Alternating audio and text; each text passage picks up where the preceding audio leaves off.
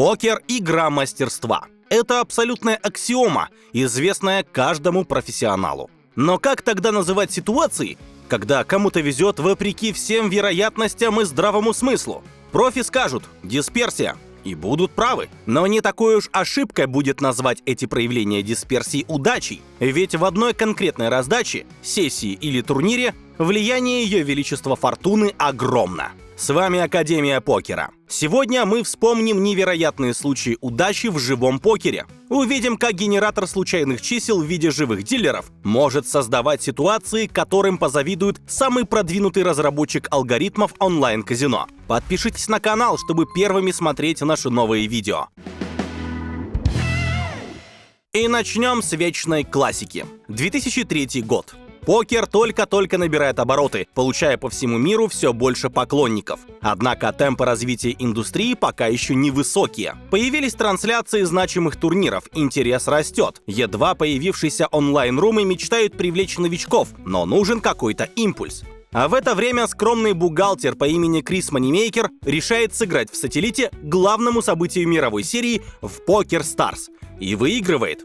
Едет в Лас-Вегас и катком проходится по соперникам. Но не все было так уж гладко. Крис уже в десятке лучших, уже наделал шуму. Но ведь трофей должен достаться профессионалу, например, Филу Айви. Кто, как не он, этого заслуживает? У Фила карманные девятки, у Криса туз и дама, в раздаче еще и Лестер с десятками. Троица отправляется на флоп, и Moneymaker'у все еще дико везет. Он сразу получает трипс дам. Он ставит. Лестер решает не рисковать. А вот Айви не верит и уравнивает. И это удача. Он покупает свою девятку. У Фила фулл хаус. И он будет только рад, если у Криса действительно то, что он изображает. Moneymaker снова ставит. У Айви не такой большой стэк, так что единственно верное решение – пуш. Вот он, шанс наконец угомонить этого дерзкого выскочку и заставить его вернуться в офис. Карты развернуты. Moneymaker разочарованно качает головой и встает со своего места. Фил, наоборот, предельно спокоен. В конце концов, у него не абсолютный нац, а 83% на победу. Огромное число, верно? Туз на ривере. Крис радостно вскидывает руки вверх. Полюбившие его зрители в восторге. Что далее, мы знаем. Разгром финального стола, топовый блеф в хедс-апе и браслет главного события в СОП, который запустил покерный бум и взорвал индустрию. А ведь без этого жестокого бэтбита все могло быть совсем иначе. Проверь свой уровень игры в покер. Получай новый контент раньше всех. Уникальные бонусы для покеристов. Все это в нашем телеграм-боте. Также ты сможешь записаться на пробное занятие в Академию покера и достичь результатов, как наши ученики. Ссылка на бота уже в комментариях под видео. Да ладно, скажете вы, Фил Айви и без того легенда. Наверняка это единственный инцидент с его участием. Что же, вспомним еще одну легендарную раздачу с участием Фила. На этот раз соперником был Том Дван, а действие происходило в одном из покерных телешоу начала нулевых. Итак, Дур открылся с одномастными семеркой и шестеркой с баттона. Айви 3-бет с туз-2. Дван кол. На флопе тройка и пятерка, которые дают обоим по гадшоту. Терном оба гадшота благополучно закрываются. Вдумайтесь. Собрать сильную комбинацию в принципе не так просто. Еще сложнее добиться того, чтобы ее оплатили оппоненты. И совсем уж трудно заполучить кулер в свою пользу в миллионном банке. А банк и правда оказался шестизначным. Оба соперника, уверенные в своих комбинациях, радостно запихались в all-in уже на терне. Невероятная удача Тома Двана. «Да что вы знаете об удаче?» — скажет нам Дэнни Нгуен. И правда, уж он-то в фортуне разбирается не хуже Двана. В одном из покерных шоу за спонсорством Всемирного тура произошла раздача, достойная сценария какого-нибудь далекого от покера автора приключений Джеймса Бонда. И уж очень кинематографичной выдалась концовка. Соперники перестарались с агрессией на префлопе и оказались в all-ин'е, когда Нгуен зачем-то решил запушить с одномастными тузом и семеркой. Скажем прямо, в глубоких стеках это отвратительная игра. Впрочем, дело было на стыке десятилетий после покерного бума. В те времена происходило и не такое. Впрочем, такой all-in не приговор. а туз 7 целых 29% эквити, ведь можно словить свою семерку, а можно собрать равные комбинации на доске и разделить банк по кикеру. Но на флопе король и 2 пятерки. Кажется, все. 99% на победу Шандора. Скажите, где 99, там и 100? Постойте. А что вообще может спасти Дэнни? Только один сценарий. 2 семерки подряд. То есть у него даже не полный процент, а меньше половины. Именно такова вероятность этого раннера. И что же, именно такую последовательность своими руками наколдовал дилер. 7 терн и 7 ривер. Для кого-то трагедия, а для кого-то невероятная удача. Переносимся в главное событие мировой серии 2017 года.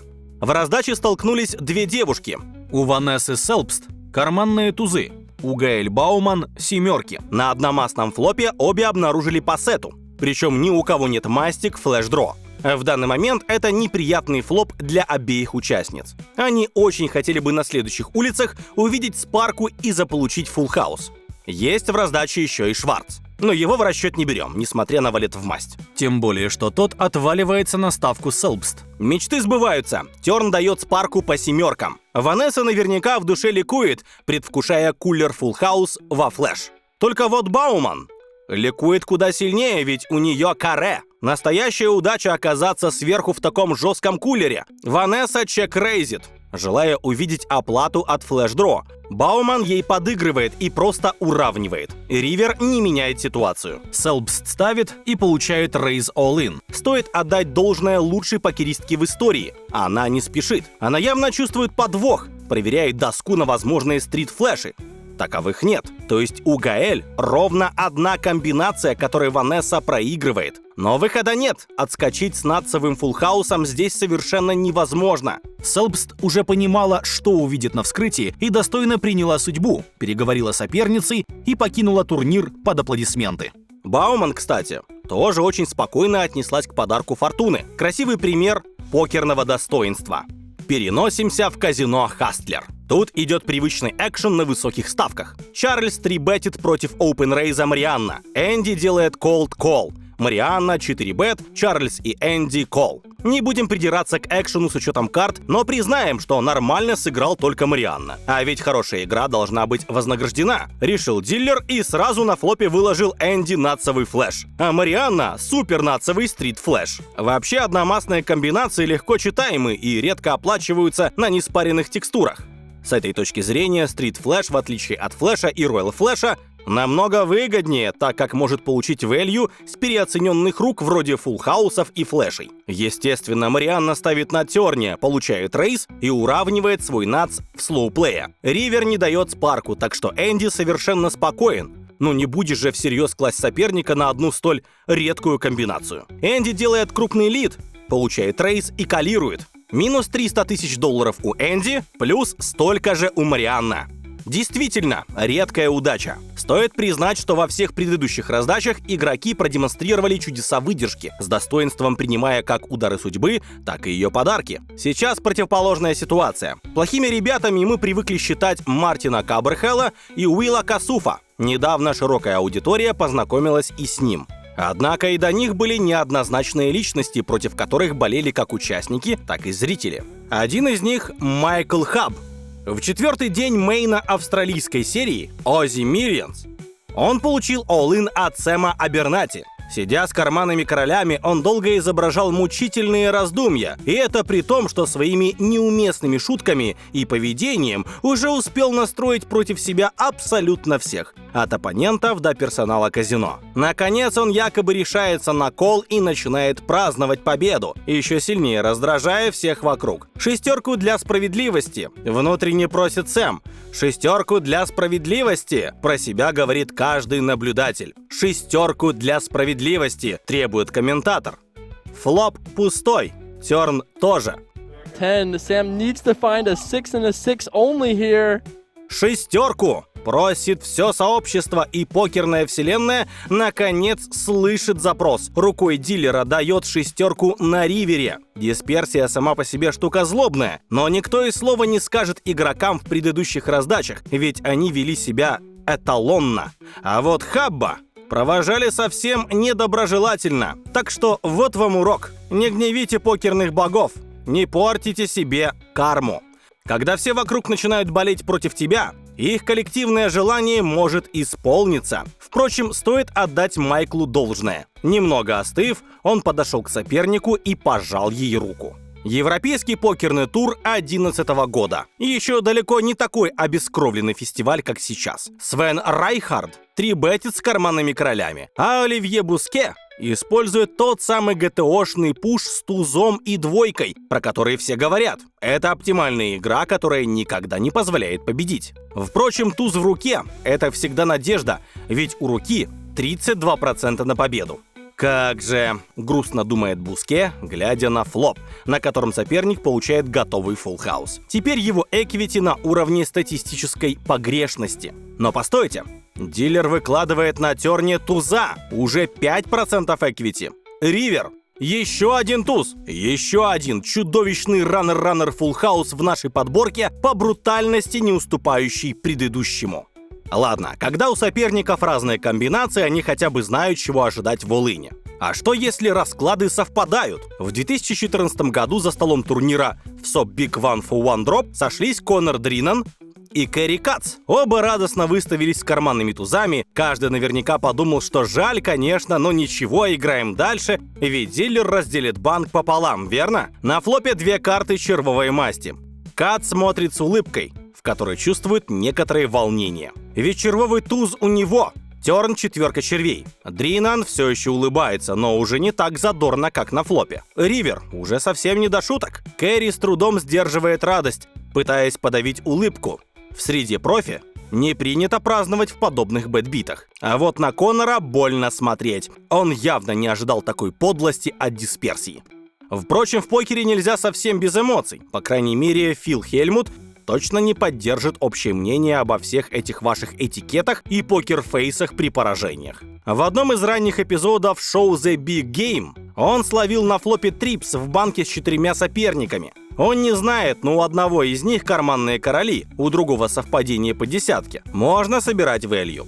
Хельмут ставит и тут же получает рейс от Уиггинса с королями. Тони Джи не рискует продолжить стоп-парой и фолдит. Фил просит посчитать стеки и идет в all-in. Соперник тут же уравнивает и разочарованно смотрит на трипс. Но Хельмут человек добрый. Он предлагает расстроенному оппоненту целых 4 крутки. У него-то 85% на победу. Даже одно поражение не станет трагедией. Зато порадует любителя. Наверное, приблизительно так думает Фил. Ведь в колоде всего лишь 2 короля. Первая доска — Хельмут устоял. Ничего необычного. Вторая доска — король. Вот и он, тот самый шанс из 2 аутов. Третья доска — пика и еще одна пика и у Уиггинса флэш. Теперь банк в лучшем случае поделится поровну. Вы только гляньте на лицо Хельмута. И это он пока молчит.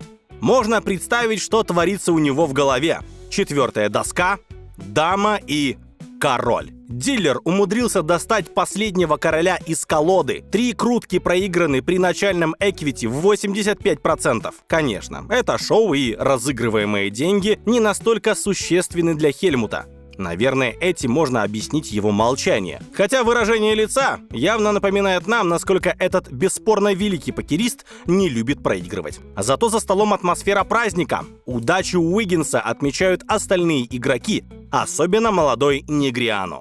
Завершим выпуск раздачей, результат которой настолько маловероятен, что большинство регуляров с миллионными дистанциями никогда не окажутся в подобных розыгрышах сами и никогда не посмотрят на них со стороны. Впрочем, последнее, возможно, благодаря трансляции с мировой серии 2018 года. Это едва ли не единственный задокументированный пример такой раздачи в живом покере. Итак, Матаюки Мабучи и Джастин Филлипс дошли до ривера с неизвестными руками.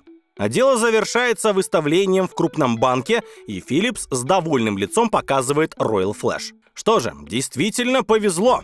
Ведь мало того, что это самая редкая комбинация, так она еще и почти никогда не оплачивается, так как блокирует сильные флеши. А тут оплатили. Да еще крупным стеком. Наверное, full house, ведь спаренный борт.